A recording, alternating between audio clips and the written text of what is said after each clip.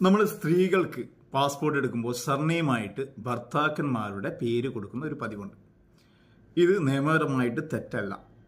എന്നാൽ ഇതിൻ്റെ ചില പ്രാക്ടിക്കൽ പ്രയാസങ്ങൾ കണ്ടതുകൊണ്ട് ഇതൊരു ശ്രദ്ധയിൽപ്പെടുത്തുന്ന വിഷയമാണെന്ന് മനസ്സിലായി. ഇത് കൂടുതൽ ശ്രദ്ധ വേണ്ടത് നമ്മൾ പാസ്പോർട്ട് സർവീസ് ചെയ്ത് കൊടുക്കുന്ന അക്ഷയ കേന്ദ്രങ്ങൾ അല്ലെങ്കിൽ CST കേന്ദ്രങ്ങൾ, ഓൺലൈൻ സർവീസ് കേന്ദ്രങ്ങൾ, അതേപോലെ തന്നെ ട്രാവൽ ഏജൻസികൾ, ഇവരാണ് പ്രധാനമായും ശ്രദ്ധിക്കേണ്ടത്. ഇതുമായി ബന്ധപ്പെട്ട് ചിലപ്പോൾ നമ്മുടെ അടുത്ത് എത്തുന്ന കസ്റ്റമർക്ക് ഇതുമായി ബന്ധപ്പെട്ട് കൃത്യമായ ധാരണ ഉണ്ടായിരുന്നു. നമ്മളിങ്ങനെ പാസ്പോർട്ടിൽ സർനെയിമായിട്ട് ഭർത്താക്കന്മാരുടെ പേര് കൊടുത്താൽ എന്താണ് പ്രയാസം എന്ന് പറഞ്ഞു കഴിഞ്ഞാൽ, ഒന്ന്, ഇപ്പോൾ ഒരു ദമ്പതികൾ പിരിഞ്ഞു പോവുകയാണെന്ന് വിചാരിക്കാം, ഡൈവോഴ്സ് ആയി കഴിഞ്ഞാൽ ഈ സർനെയിം അവിടെ കിടക്കും. ഇത് വീണ്ടും മാറ്റുവാൻ വേണ്ടി എല്ലാ പ്രൊസീജിയേഴ്സും ചെയ്യണം. ഒന്നാമത്തെ ഒരു വിഷയം. രണ്ടാമത്തെ വിഷയം എന്ന് പറഞ്ഞു കഴിഞ്ഞാൽ, നമ്മളൊരു ഉദാഹരണം പറയാം.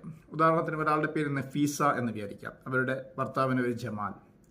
അവർക്ക് ഇനീഷ്യൽ ഉണ്ട്, AV എന്ന് വിചാരിക്കാം. നഫീസ AV എന്നാണ് അവരുടെ SSLC ബുക്കിലും മറ്റ് സർട്ടിഫിക്കറ്റുകളിലൊക്കെ ഉള്ള രേഖാപരമായ പേര്.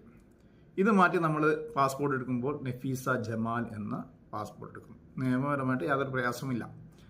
എന്നാൽ ഈ നഫീസ എന്ത് ചെയ്യുന്നു? നഫീസ പാസ്പോർട്ട് എടുത്തു, ചിലപ്പോൾ ഒരു റെസിഡൻസ് വിസ എടുത്തു, വിദേശ രാജ്യത്ത് താമസിക്കുന്നു. അവിടെ നിന്ന് അവർക്കൊരു കുഞ്ഞുണ്ടാവുന്നു. അവരുടെ കുഞ്ഞുങ്ങളുടെ ബർത്ത് സർട്ടിഫിക്കറ്റിലൊക്കെ ഇതേ പേര് കൊടുക്കുന്നു, പാസ്പോർട്ട് പ്രകാരമുള്ള പേര് കൊടുക്കുന്നു. പിന്നീട് ചിലപ്പോൾ ഈ കുഞ്ഞിൻ്റെ എന്തെങ്കിലും പേര് മാറ്റുവാനുള്ള ഒരു അപേക്ഷ കൊടുക്കുന്ന സമയത്ത് നഫീസയുടെ SSLC ബുക്കായിരിക്കും ഇതിന് എന്ത് കൊടുക്കേണ്ടത്, നമുക്ക് രേഖയായിട്ട് കൊടുക്കേണ്ടത്. ആ സമയത്ത് ഈ പേര് മാച്ച് ആവില്ല. അപ്പോൾ വീണ്ടും ഇതൊക്കെ പ്രയാസങ്ങളുണ്ടാകും. ഇങ്ങനെ പ്രയാസം ഉണ്ടാക്കി ഒരുപാട് കേസ് അറിയുന്നതുകൊണ്ടാണ് ഇത് പറയുന്നത്. അപ്പം നമുക്ക് ചെയ്യേണ്ടത് ശരിക്കും നഫീസയുടെ പാസ്പോർട്ട് എടുക്കുന്ന നഫീസ AV ആണെങ്കിൽ നഫീസ AV എന്നതിൻ്റെ ഇനീഷ്യൽ എക്സ്പാൻഷൻ അങ്ങാടി വളപ്പിൽ എന്ന് പറഞ്ഞിട്ട് പാസ്പോർട്ട് എടുത്താൽ മതി. ഇങ്ങനെ ആകുമ്പോൾ ഈ പ്രയാസങ്ങളൊന്നും ഉണ്ടായില്ല. അതേപോലെ നഫീസ ചിലപ്പോൾ ഈ പാസ്പോർട്ട് ഉപയോഗിച്ചുകൊണ്ട് ആധാർ കാർഡ് ഉണ്ടാക്കുന്നു, പാൻ കാർഡ് ഉണ്ടാക്കുന്നു, മറ്റു രേഖകളൊക്കെ ഉണ്ടാക്കുന്നു. അവിടെയൊക്കെ ഇതേ പുതിയ പേരാണ് വരിക. ഇപ്പോൾ നഫീസക്ക് ഒരു PSCയുടെ ജോബ് കിട്ടിയെന്ന് വരിക. ഈ സമയത്ത് രേഖകൾ ഹാജരാക്കണം. ആ സമയത്ത് നമ്മൾ ഈ പറഞ്ഞ ഭർത്താവിൻ്റെ പേരുള്ള രേഖകൾ ഹാജരാക്കിയാൽ നടക്കില്ല. അവിടെ പ്രയാസങ്ങൾ വരും. അപ്പം ഇത്തരം പ്രയാസങ്ങൾ പരിപൂർണമായിട്ട് ഒഴിവാക്കുവാനുള്ള മാർഗം എന്ന് പറയുന്നത്, നമുക്കൊരാളുടെ പേര് ഇനീഷ്യൽ ഉണ്ടെങ്കിൽ ആ ഇനീഷ്യലിൻ്റെ എക്സ്പാൻഷൻ വെച്ച് തന്നെ പാസ്പോർട്ട് എടുക്കുക എന്നുള്ളതാണ്. പിന്നെ ഒരാളുടെ പേര് വെറും നഫീസയാണെന്ന് വിചാരിക്കാം. അപ്പോൾ അവർക്ക് സർനെയിം ചേർക്കണമെങ്കിൽ നമുക്ക് ഈ ഭർത്താവിൻ്റെ പേര് ചേർക്കാം. ഇനീഷ്യൽ ഇല്ലെങ്കിൽ ഒരു സർനെയിം നിർബന്ധം എന്നുള്ള സ്ഥിതിയിൽ അതങ്ങനെ ചെയ്യാം.